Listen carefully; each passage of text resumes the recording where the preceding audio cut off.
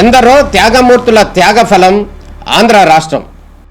నేడు ఆంధ్రప్రదేశ్లో ప్రజలు సుఖ సంతోషాలుగా ఉన్నారా? ప్రస్తుతం ప్రజల మధ్య ఉన్న కులాల కుంపట్లు ఎవరి కోసం? చంద్రయాన్ రాకెట్ యుగంలో కూడా వర్ణ విభేదాలు దేనికి సంకేతాలు? రాజకీయ పార్టీల నేతలు ఏం చెప్తున్నారు? నేటి కాలంలో ప్రపంచాన్ని శాసించే మన యువత మేధాశక్తి ఏం కోరుకుంటుంది? తెలుసుకోవాలంటే ఆంధ్ర యువగలం. ప్రజల మాటే మా నోట.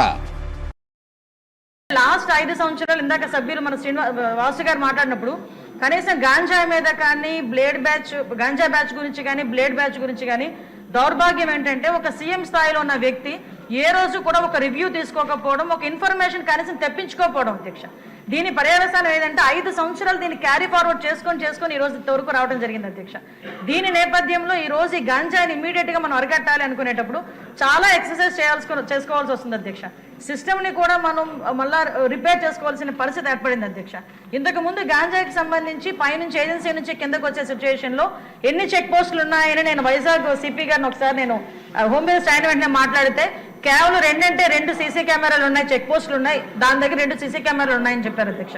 అంటే చెక్ పోస్టులు కూడా పెట్టుకోలేని పరిస్థితులు అయిపోయింది. ఈ రోజు మళ్ళా తిరిగి గాంజా నిర్మూలనకి పర్టికులర్గా ఎక్కడెక్కడైతే ఏరియాస్ నుంచి అయితే మనకి ట్రాన్స్పోర్ట్ జరుగుతుందో ఆ ట్రాన్స్పోర్ట్ అన్ని ఏరియాలలోని కూడా చెక్ పోస్టులు ఏర్పాటు చేసుకున్నాం. చెక్ పోస్టుల దగ్గర సీసీ కెమెరాస్ ఏర్పాటు చేసుకున్నాం అధ్యక్ష. ఏ గాంజా తీసుకునే వ్యక్తి కూడా ఎక్కడ కూడా తప్పించుకోకూడదనే ఉద్దేశంతోనే సర్వేలెన్స్ కింద సీసీ కెమెరాలు ఆల్రెడీ ఫిక్స్ చేస్తున్నాం అధ్యక్ష. దీని నేపథ్యంలోనే మనం అర్థం చేసుకుంటే అధ్యక్ష, ఈ 5 నెలల కాలంలో మనం వచ్చిన ఎన్డీఏ గవర్నమెంట్ వచ్చిన 5 నెలల కాలంలోనే సుమారుగా 25,000 కేజీల గాంజాని ఈరోజు పట్టుకొని గవర్నమెంట్ స్వాధీనం చేసుకునే పరిస్థితి, పోలీస్ డిపార్ట్మెంట్ వాళ్ళు పట్టుకొని స్వాధీనం చేసుకునే పరిస్థితి కనిపించింది అధ్యక్ష.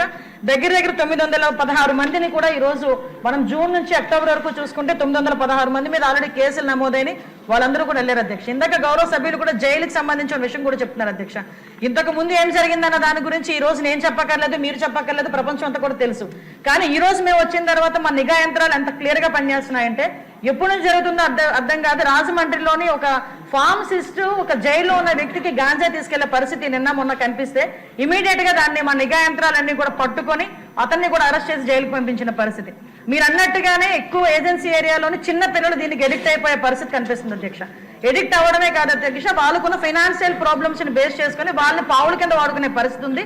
కాబట్టి గాంజా బ్యాచ్ల్లోని గాంజాలు సరఫరా చేసేవారు కానీ గాంజా తీసుకునే వాళ్ళకి కూడా అధ్యక్ష ఈ రోజు ఏదో తీసుకొచ్చాము, జైల్లో పెట్టేసాము, వాళ్ళకి రిమైండ్ తీసేసాము, తర్వాత బెయిల్ బయటకు వచ్చి వాళ్ళు అలా చేసే కన్నా వీళ్ళు చేసిన వెంటనే వీళ్ళ మీద పీడియాక్ట్ పెట్టడమే కాదు అధ్యక్ష, వీళ్ళ ఆస్తులు కూడా జప్తు చేయడానికి వీలైతే వాళ్ళకి ఆస్తి ఏమీ లేకపోతే వాళ్ళ దగ్గర ఉన్న ఆధార్ కార్డులు కానీ వాళ్ళ దగ్గర ఉన్న రేషన్ కార్డ్స్ కానీ అలాంటివి కూడా సీజ్ చేసే పరిస్థితి కూడా రప్పించాలి అని గౌరవ ముఖ్యమంత్రి గారు కూడా మాకు ఆదేశాలు ఇవ్వడం జరిగింది అధ్యక్ష. దాని మీద కూడా ముందుకెళ్తున్నాం.